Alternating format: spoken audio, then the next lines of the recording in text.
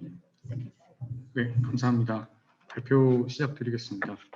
저는 박사학위를 이제 2019년 3월에 받았고요. 되게 늦게 받은 편이고요. 어떻게 일이 잘 풀려서 기후변화 적응센터에서 현재는 기후변화 적응대책 수립하는 연구 지원을 하고 있습니다. 저희 지도 교수님은 연세대학교 대기과학과 홍진규 교수님이시고요. 오늘은 학위 논문 내용들에 대해서 소개드릴 수 있도록 하겠습니다. 네, 순서는 인트로덕션부터 이제 컨클루전까지 준비를 했고요.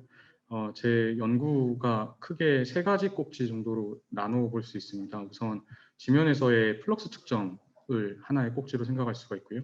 그 다음은 이것들을 바탕으로 이제 도시 열성을 해석하고, 그리고 대기 질과 대기 경계층 고도가 어떻게 변화하는지에 대해서 연구를 한 부분들을 소개드릴 수 있을 것 같습니다. 먼저 소개드리면 제가 도시에 관심을 갖게 됐습니다. 그 이유는 제 석사 때 지도 교수님께서 도시에 관심을 안 가지셨어요. 그래서 나는 그럼 도시에 관심을 가져야겠다 생각을 한 게 첫 번째였고요. 생각을 해보니까 저도 도시에 살고 있고 대부분의 90% 이상의 국민은 도시인지에 살고 있고 다들 아파트 사시고 개발지에서 살고 있더라고요. 그래서 우리의 주류가 도시일 수도 있겠구나라는 생각도 들어서 도시에 관심을 갖게 됐습니다. 실제로 전 지구에서는 이제 도시 면적은 3% 미만에 불과하지만 이제 과반 이상의 전 세계 인구가 도시에서 살고 있다고 하고 있고요. 이 인구는 이제 계속 증가해 나갈 것이라고 예상되고 있습니다. 그래서 제가 이제 박사학위를 시작하면서 기후변화의 어떤 맥락 속에서 도시, 식량, 물을 연구하는 거를 이제 놓지 않아야겠다.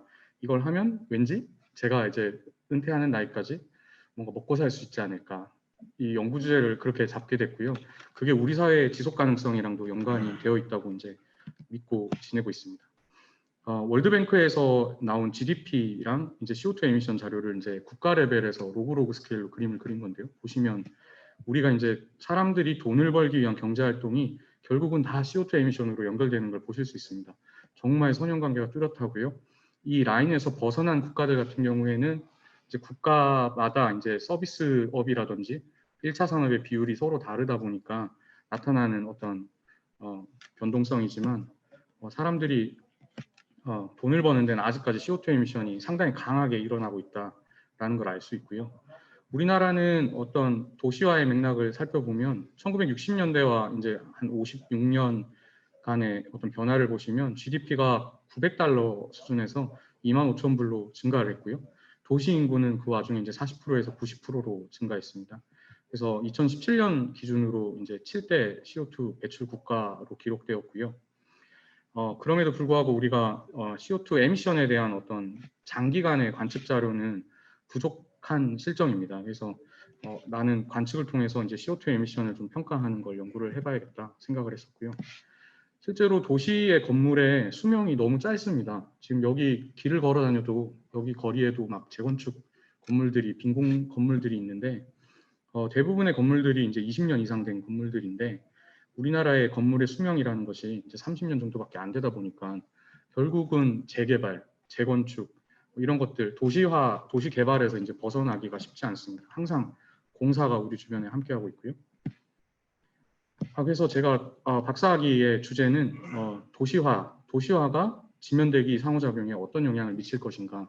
지역을 한정하자면 이 동아시아 몬순이라는 어떤 사계절의 특성을 갖는 기후 배경을 갖는 이 동아시아 몬순 지역을 대상으로 해보자라고 했고요. 방법론은 이제 에너지, CO2, 메탄, 플럭스를 측정하고 그리고 그걸 통해서 국지적인 기후값이나 대기질까지도 해석을 한번 시도해보자라는 목적을 가졌습니다. 이것이 이제 제가 연구를 하면서 이제 최종적으로 만든 저 나름의 프레임워크인데요. 그러니까 도시가 개발이 되었을 때 그것이 약간 생태학적인 관점이긴 하지만 스트럭처적인 변화와 펑션적인 변화가 어떻게 발생하는지를 이제 세로로 두 갈래로 쭉 나타내었고요. 스트럭처적인 변화에 의해서는 이제 도시 열섬이라든지 대기 경계층의 변화가 도시 고유의 특성을 나타낼 수 있고요.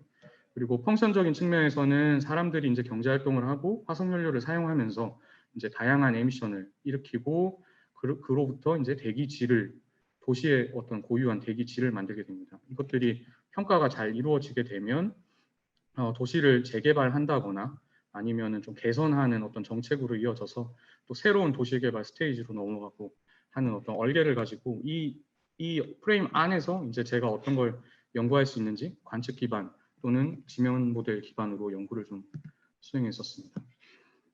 전체적으로 제가 말씀드린 그 어떤 꼭지들에서 이제 저는 이제 초보 과학자다 보니까 논문 숫자가 이제 한 10개 정도 이렇게 됐고요. 최근에는 도시에서 측정한 그 CO2 플럭스 자료를 서벌반이랑 그다음에 농지, 산림과 비교한 그러니까 다양한 지역을 비교한 논문이 최근에 인터내셔널 저널 오브 클라마톨로지에 이제 출판이 되었고요. 그리고 지금 현재 홍 교수님하고 하고 있는 것들이 이제 메탄 플럭스 분석을 하고 있는 논문을 계속 진행하고 있습니다. 도시열섬에 대해서는 이제 인바이러멘털 폴루션에 출판이 되어서 저한테는 되게 도움이 많이 된 실적이 되었고요. 대기질과 관련해서는 운고계를 통해서 대기 현계층을 측정하고 그걸로 대기질이 어떻게 변동하는지를 설명한 논문이 저도 이제 교신 저자로 참여한 논문이 이제 출판이 되었고 지면 모델로서 이제 관측 자료를 활용하는 연구들도 계속해서 코업을 진행하고 있습니다. 이 최근에 출판된 논문의 경우는 애트모스피릭 리서치에 출판이 되었는데 이건 극지에서의 관측 자료로 또 모델을 성능을 검증하는 연구였고요. 그래서 저는 항상 이렇게 타워를 많이 올라타고 다녔습니다. 10m 타워부터 40m 타워 그리고 이제 보성의 300m 타워까지 정말 수도 없이 오르락내리락 했었고요. 그 결과들을 좀 보여드리면요. 우선 도시에서의 플럭스 관측이라는 것이 상당히 원래 희소한 연구였습니다.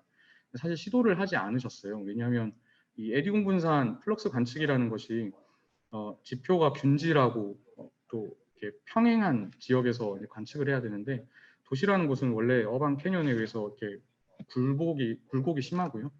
도심지에 누가 타워를 세우도록 허락을 잘 안 해주십니다. 그래서 연구를 하기가 상당히 어려운 지역이다 보니 전 세계적으로 약 600곳의 플럭스 관측지가 있지만 전 세계적으로 도시는 40곳 정도. 그 와중에 현재 액티브한 사이트들은 몇 군데 되지 않습니다. 그렇기 때문에 현재 국립기상과학원에서 연구하고 계신 그 도시 관측 지점들이 상당히 소중한 지점들이고요. 국내에서는 플럭스 관측이 약 30곳에서 진행이 됐다고 제가 확인을 했지만 저는 연구에는 이제 은평 뉴타운 현재는 없어진 관측지인데 여기서 측정했던 관측 자료랑 고창의 기초과학 지원연구원에 있는 플럭스 타워, 보성의 그 국립기상과학원에서 운영하시는 타워 자료와 제주도의 산림과학원에서 서귀포 난데림 숲에 이제 플럭스 타워가 있습니다. 이 네 곳에 좀 집중해서 연구를 수행했었고요. 가장 먼저 연구를 했던 곳은 이제 은평 뉴타운입니다. 뉴타운 재개발에 관심을 가졌는데요. 이게 은평 진관동입니다. 나중에 발표하실 박재영 박사님이 잠깐 사신 곳으로 알고 있는데 예전에는 이렇게 단층형 주택 밀집 동네였는데요. 뉴타운 사업을 하면서 보시면 동네를 다 밀어버립니다. 다 밀어버리고 이제 아파트 단지를 올리게 되거든요. 이런 재개발 과정에서의 히플럭스의 변화가 어떻게 되는 것인가를 연구하고 싶었고요. 국립기상연구소에서 다행히 공사 시작 시점 정도부터 관측을 수행하셨었어요. 그 자료를 제가 석사 때 이어받아가지고 좀 관측 자료를 좀 해석을 했던 측면이고요. 사실 기상과학원의 컨트리뷰션이 상당히 큰 연구였습니다. 제가 제대로 표현을 못 해드린 것 같은데요. 이게 보시면 공사하는 동안 이 위의 그림이고요. 공사 이후에 이제 아파트가 다 지어지고 나서의 현열 플럭스의 평균적인 월별 일변화 값입니다. 그래서 가로축이 11월부터 이제 쭉 한 달씩 가는 거고요. 밑에서부터 위로 이제 00시부터 24시 일변화를 나타내는데요. 간단하게 보시면 공사하고 나니까 더 낮중 최고값 현열 플럭스 값이 우선 강해진 걸 확인하실 수 있습니다. 바로 확인하실 수가 있고요. 사실 아파트 재개발이 히플럭스에 어느 정도 영향을 미치는지도 측정했던 결과가 없었기 때문에 이 연구 자료는 이제 논문으로 출판을 할 수 있었고요. 이걸 히스테리시스 같이 이제 이역곡선으로 나타냈을 때 이제 아파트를 짓기 전에는 이렇게 선형관계가 나타납니다. 실제로 자연 생태계에서 기대하는 값인데 아파트를 짓고 나면 열 저장항이 생기기 때문에 이렇게 동그라미를 그리게 됩니다. 그래서 이력곡선 형태를 통해서 이제 열 저장 값이라든지 이 기울기의 값의 변화에 대해서 이제 사람이 배출하는 열이 어느 정도 될지를 러프하게라도 이제 추정해 보았고요. 이 연구가 끝나고 나서 이제 음평 관측 자료를 다른 관측 지역과 이제 비교하는 결과를 연구를 좀 수행했습니다. 그래서 보시는 게 아까 말씀드렸던 4개 사이트의 사진이고요. 제일 먼저는 이제 에너지 플럭스의 비교부터 이제 처음 시작을 했었고요. 보시면 빨간색 선이 현열 플럭스고요. 파란색 선이 이제 잠열 플럭스입니다. 이제 회색 선은 순복사이고요. 보시면 위에서부터 보시면 도시에서 현열 플럭스가 이제 빨간색 선이 다 위에 있지만 밑으로 내려갈수록 이제 잠열이 커지는 걸 볼 수 있습니다. 이제 자연 생태계에서는 잠열 플럭스에 배분되는 에너지가 상당히 많은 걸 보실 수 있고요. 특히 보성 같은 경우에는 논입니다. 논이 우리나라 또 모델링에서 해결해야 할 과제이기도 한데 보시면 대부분의 에너지가 잠열에 배분되는 걸 보실 수 있거든요. 그래서 보성은 이렇게 물대기가 있기 때문에 상당히 잠열이 크게 일어나는 특징을 갖고 있었습니다. 이걸 보엠비로 나타냈을 때 이제 전 세계의 다른 나라들의 사이트들의 이제 관측 결과랑 같이 나타낸 것입니다. 그래서 가로축이 그 관측 지점 주변의 식생의 비율을 나타내는 것이고요. 세로축이 보엠비인데 전체적으로 관측 자료들이 우리나라의 경향성이나 뭐 다른 나라의 경향성 함께 비교했을 때 크게 벗어나지 않는 걸 확인할 수 있었고요. 보시는 그림은 이제 같은 관측 지점에서 이제 CO2 플럭스입니다. 일별 배출 자료를 쭉 이렇게 1년치를 DOI에 따라서 이제 시계열로 나타낸 것인데요.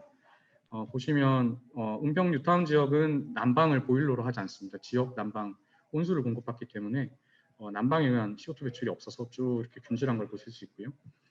보성은 이모작을 합니다. 그래서 보리가 자랄 때랑 벼가 자랄 때 이렇게 두 개의 피크를 정확하게 볼 수 있습니다. 그리고 제주도 같은 경우에는 디스터번스라고 해서 이제 여름철 장마 기간에는 햇볕이 많이 줄어들기 때문에 광합성 양이 줄어드는 것을 바로 확인하실 수 있고요. 이렇게 분석을 하게 되면 이제 각 관측 지점별로 1년 동안 배출량이 얼마인지 흡수량이 얼마인지를 확인을 하실 수가 있기 때문에 나중에 이제 좋은 자료로 활용될 수 있을 거라고 생각하고 있고요. CO2 플럭스도 똑같은 방식으로 이제 다른 나라의 관측 결과들과 이제 비교를 해봤습니다. 확실히 식생 면적 비율에 따라서 이건 아마 여름철 1년치의 CO2 플럭스 값이네요. 이 값이 경향성이 어느 정도 쭉 이렇게 나타나는 걸 보실 수가 있고요. 불확도가 있지만 우리나라 관측 지점들이 관측의 품질이 그렇게 틀리지 않다, 괜찮다는 것도 보실 수 있습니다. 뭐 이런 것들을 이제 인구 밀도라든지 다양한 교통량이라든지 이런 것들과 이제 해석하는 것들이 시도가 되었었고요.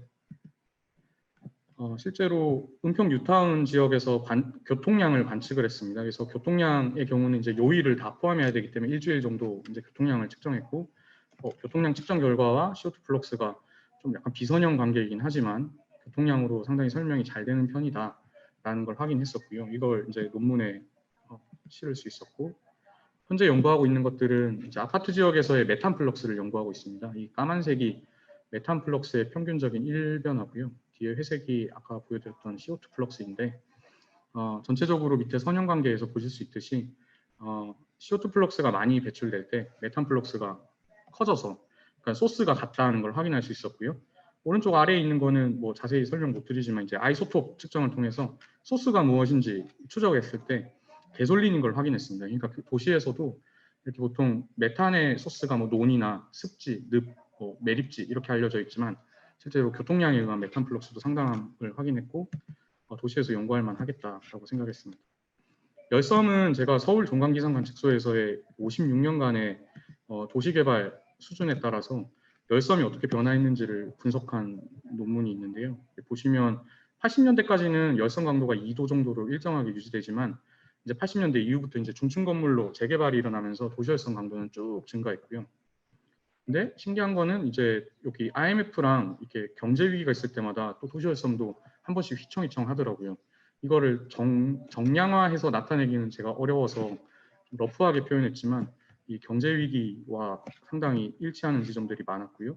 그리고 이 에너지 효율이 증가하는 것과도 뒤에 이제 열섬 강도가 조금 감소하는 경향성이 좀 잘 맞아 들어가는 것 같아서 그런 해석이 좀 인정받아서 이제 논문이 출판이 됐고요.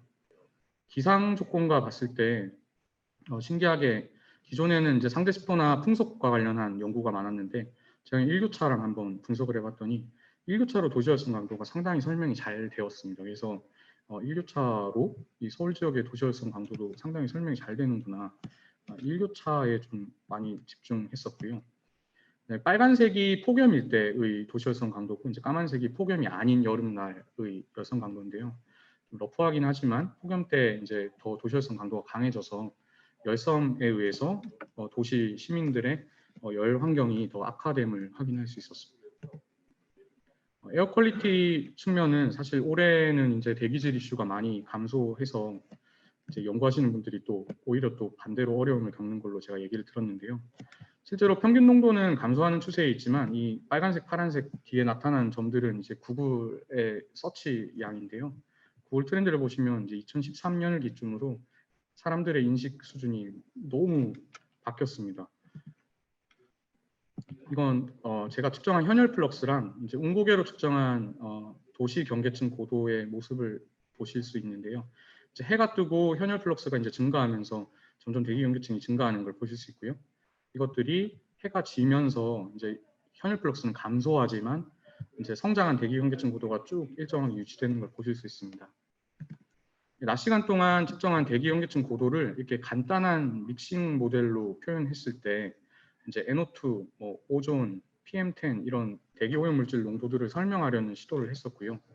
오존의 경우는 광학 반응이기 때문에 또 이제 제가 전공이 아니지만 네, 이게 낮 시간에는 오히려 해가 뜨면 농도가 감소하는 어떤 그런 경향성도 있더라고요. 그래서 보시면 이 트렌드가 대기 경계층 고도가 증가함에 따라서 대기 오염 물질은 이제 혼합이 되기 때문에 농도가 감소해야 되는데 이제 오존의 경우는 네, 반대 경향을 나타내는 특성을 보이기도 있고요. PM10이 의외로 설명이 되게 잘 되는 편이어서 우리나라 도시에서는 대기 경계층의 증감도 대기질에서 상당히 고려해야 할 요소이지 않는가라는 연구 결과가 나왔었습니다. 네. 요약드리면은 이게 사실 제가 가지고 있는 프레임이고요. 이걸 바탕으로 이제 계속해서 연구해 나갈 생각이고 이번에 발표 기회를 주셔서 저도 이제 발표 자료를 오랜만에 다시 조금 이렇게 구성을 해봤는데요. 여기서 제가 바꾸고 싶은 단어가 이제 많아졌더라고요. 1년 사이에. 그래서 더 개선을 해가지고 조금 저는 이제 기후변화 적응 그리고 도시의 뭐 기후 탄력성, 탄력성에 대한 좀 더 고찰을 해서 네, 스트럭처와 펑션으로 연구하는 어떤 그 관점을 좀 잘 이어가 보려고 합니다. 네, 그래서 발표는 여기까지 드리면 될 것 같고요. 네, 궁금하신 점 있으시면 질문 주시면 감사하겠습니다. 감사합니다.